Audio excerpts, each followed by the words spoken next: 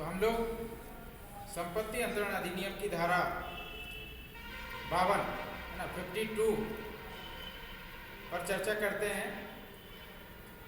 Section 52 कहती है संपत्ति संबंधी वाद के लंबित रहते हुए संपत्ति का अंतरण। अर्थात यदि कोई एक संपत्ति है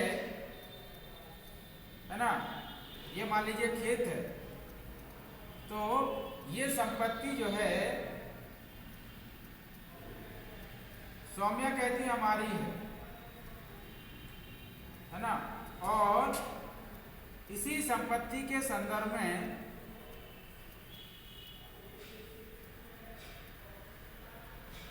दीपशिखा कहती है कि यह संपत्ति हमारी है। दोनों के बीच में विवाद चल रहा है, इस संपत्ति को लेकर के विवाद चल रहा है। ऐसी स्थिति में चूंकि सौम्या का तो इस पर पोजीशन है, कब्जा है, तो कोई दिक्कत नहीं है ना। सौम्या का इस पर पोजीशन है, कब्जा है। दीपशिखा ने क्या किया, इस संपत्ति पर एक वाद लेकर के आई, एक जो है वाद लेकर के आई कि ये संपत्ति, ये खेत हमारा है। और ये बात दोनों में जो है तो न्यायालय में चल रहा है ना, वादी प्रतिवादी के रूप में ये मामला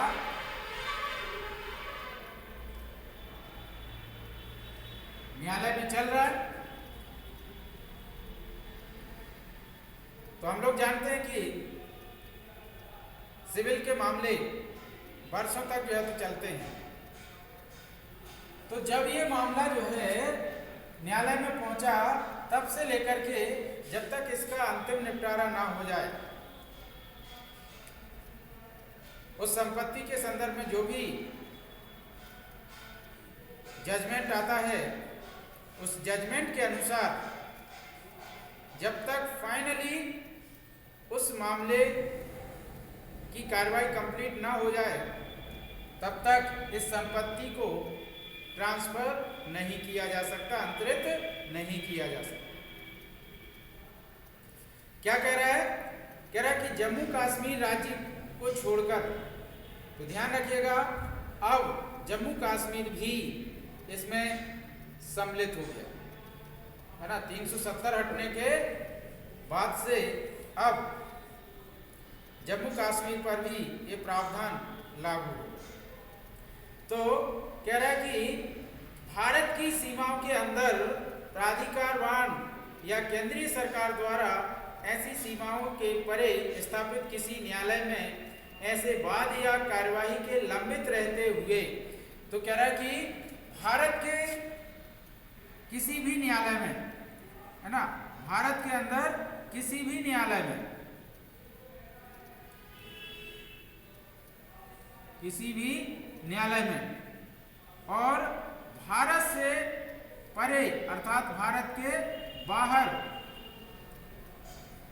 यदि कोई न्यायालय भारत सरकार के द्वारा स्थापित किया गया है,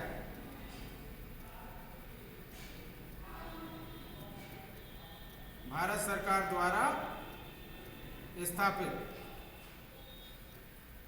कोई न्यायालय है ना, तो ऐसे न्यायालय में यदि कोई वाद लंबित है या कोई कार्यवाही लंबित है किसी संपत्ति से संबंधित है ना, जो दुसंधिपूर्ण ना हो, अर्थात जिसे पर्टिकुलर किसी व्यक्ति को परेशान करने के लिए, कपट वंचित करने के लिए, किसी के साथ जो है तो कपट करने के लिए, फ्रॉड करने के उद्देश्य से ऐसा बात जो है तो दायर ना किया गया हो, ऐसा बात जो है तो लंबित ना किया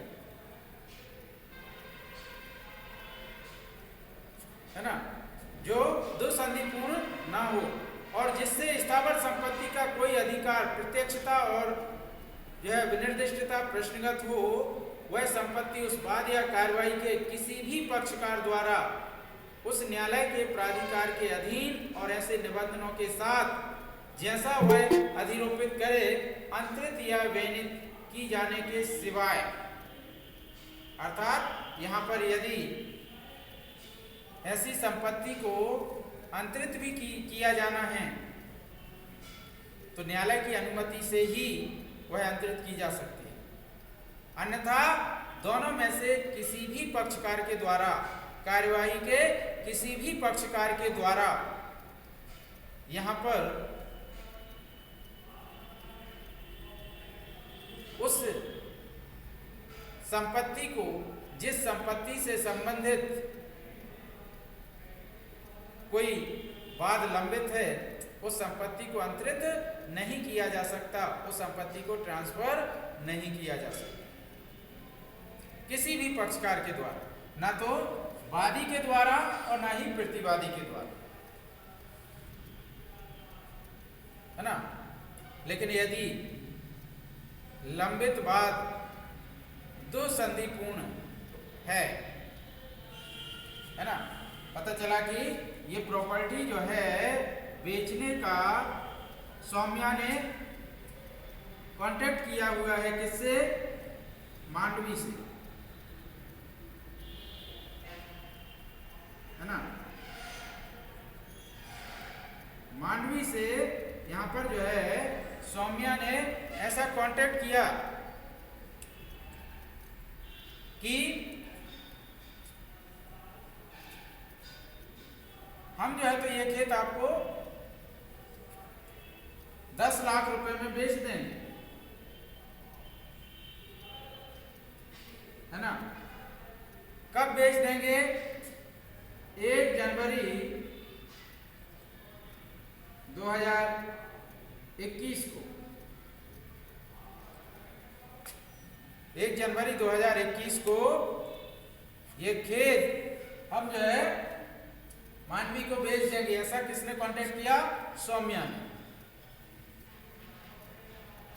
अब स्वाभाविक सी बात है, जनवरी आने वाली है, ये खेत जो है तो सौम्या को मानवी को देना पड़ेगा, बेचना पड़ेगा। लेकिन सौम्या चाहती है कि अभी ये खेत जो है तो इनको ना बेचना पड़े और जो है तो 2-4 साल जो है तो अपनी फसल लेती रहे। तो इन्होंने क्या किया, दीप शिखा से जो है तो एक संधि की, एक जो है तो, है ना, दो संधि, है ना, गलत तरीके से इन्होंने कहा कि आप जो है तो फर्जी, हाँ, एक जो है तो हमारे ऊपर बात दायर कर दो कि ये संपत्ति हमारी है ना, और ये केस जो है तो ये बात, है ना, कई वर्षों तक चलता रहेगा। जब तक चलता रहेगा तब तक हमें मांडवी को जो है तो ये संपत्ति नहीं देना पड़ेगा, और जब ज्यादा समय हो जाएगा, है ना, तो उसके रेट बढ़ जाएंगे, उस हिसाब से देखेंगे, तब तक तो अपन इस पर खेती करते ही रहेंगे। ऐसा सौम्या ने सोचा। तो ऐसी स्थिति में यहां पर यदि ये साबित हो जाता है कि ये जो बात दायर किया हुआ है दुसंधिपूर्ण है, केवल इसको मांडवी को बेवकूफ बनाने के लिए, इसको जो है तो केवल समय बर्बाद करने के लिए ये बात दायर किया गया है, जो लंबित वाद है वह केवल मांडवी को परेशान करने के उद्देश्य से किया गया। ये चीज यदि न्यायालय में साबित कर दी तो न्यायालय फिर इस प्रॉपर्टी को ट्रांसफर करने का आदेश दे देगा। यहाँ पर भले ये बात लंबित है, क्योंकि ये बात केवल परेशान करने के उद्देश्य से किया गया है, दुसंधिपूर्ण। लेकिन यदि दुसंधिपूर्ण नहीं है, वास्तव में इन दोनों के बीच में ऐसा कोई विवाद है, तो ऐसे विवाद की स्थिति में जब तक ये वाद लंबित रहता है तब तक इस प्रॉपर्टी को ट्रांसफर नहीं किया जा सकेगा, इसका अंतरण नहीं हो सकता। लेकिन यदि अंतरण किया जाना है तो न्यायालय की परमिशन लेनी होगी। न्यायालय से यहां पर जो है तो कहना चाहिए कि इस संबंध में न्यायालय को संतुष्ट कराना होगा कि यदि, वैसे तो हमारे पक्ष में ही जजमेंट आएगा, लेकिन यदि जजमेंट हमारे विरुद्ध आता है तो इससे दूसरे पक्षकार पर किसी प्रकार का कोई प्रतिकूल प्रभाव नहीं पड़ेगा, है ना। जो भी उसकी भरपाई होगी वो मेरे द्वारा की जाएगी। यदि न्यायालय इससे संतुष्ट हो जाता है, न्यायालय में इसकी सिक्योरिटी जमा कर दी जाती है, तो ऐसी स्थिति में यदि न्यायालय परमिशन देता है तो लंबित वाद के दौरान भी ऐसी प्रॉपर्टी को ट्रांसफर किया जा सकता है। लेकिन यदि न्यायालय को लगता है कि यहाँ पर जो है तो परमिशन नहीं देना है, तो न्यायालय इनकार भी कर सकता है। और यदि न्यायालय ने इनकार कर दिया तो ऐसी स्थिति में उस प्रॉपर्टी को ट्रांसफर नहीं किया जा सकता।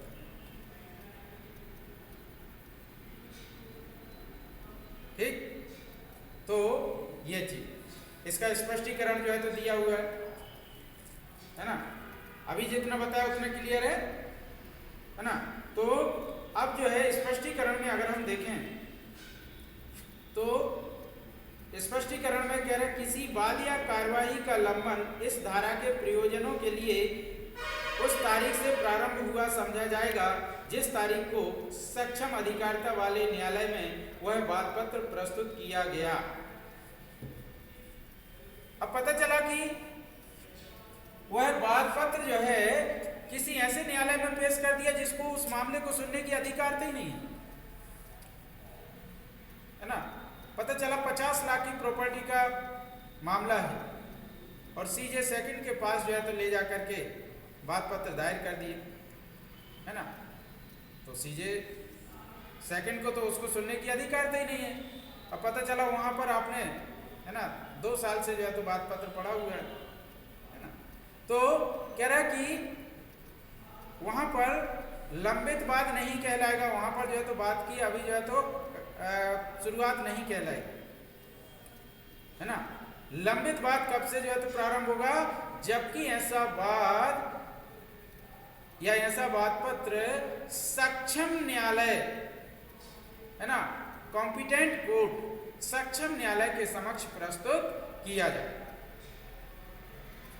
ठीक, और ऐसे जो है तो कहना चाहिए कि सक्षम न्यायालय में जो है तो वाद पत्र प्रस्तुत किया गया है या वह कार्यवाही संस्थित की गई है और तब तक चलता हुआ समझा जाएगा जब तक उस वाद या कार्यवाही का निपटारा अंतिम डिक्री या आदेश द्वारा ना हो गया हो और ऐसी डिक्री या आदेश को पूरी तुष्टि या उन्मोचन अभिप्राप्त ना कर लिया गया हो है ना।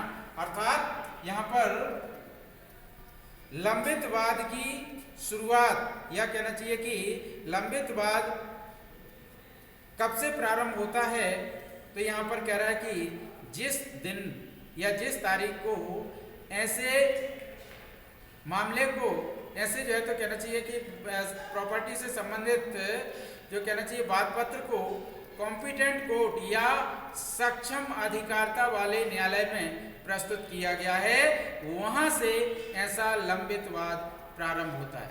और कब तक चलता रहेगा, जब तक कि ऐसे लंबित वाद का अंतिम जजमेंट, अंतिम जो है तो निर्णय नहीं आ जाता है और न केवल निर्णय बल्कि ऐसे निर्णय डिक्री का अंतिम रूप से निष्पादन ना कर दिया जाए।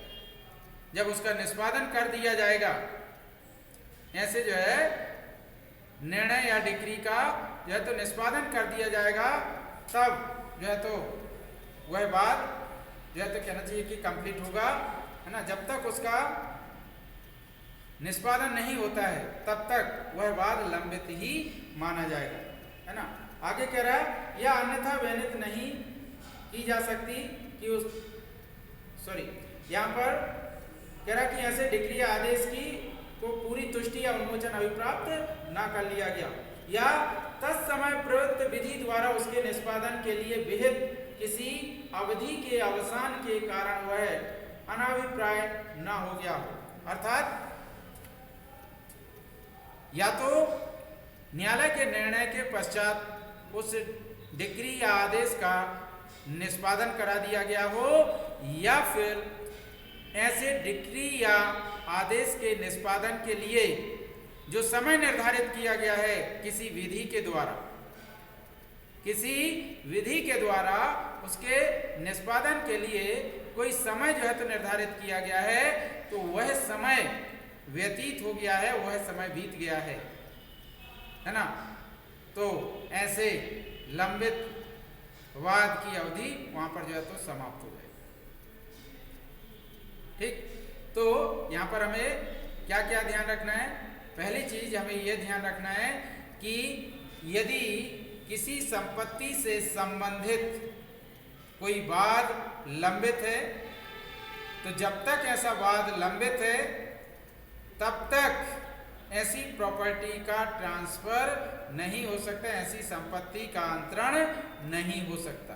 पहली चीज। दूसरी चीज कह रहा है कि ये जो वाद का लंबन है कब से कब तक, अर्थात कहानी कहाँ शुरू कहाँ खत्म, है ना। तो वाद का लंबन कहाँ से प्रारंभ होगा और कब तक चलेगा?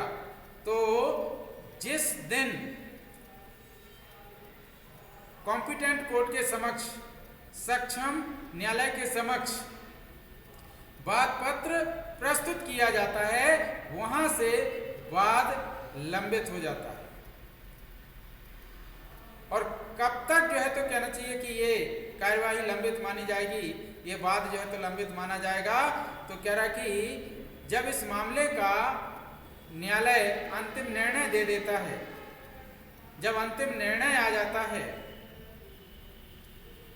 और उस निर्णय के अनुसरण में जो डिक्री या आदेश न्यायालय के द्वारा पारित किया जाता है उस डिक्री या आदेश का अंतिम रूप से निष्पादन करा दिया जाए। और यदि निष्पादन नहीं भी किया जाता है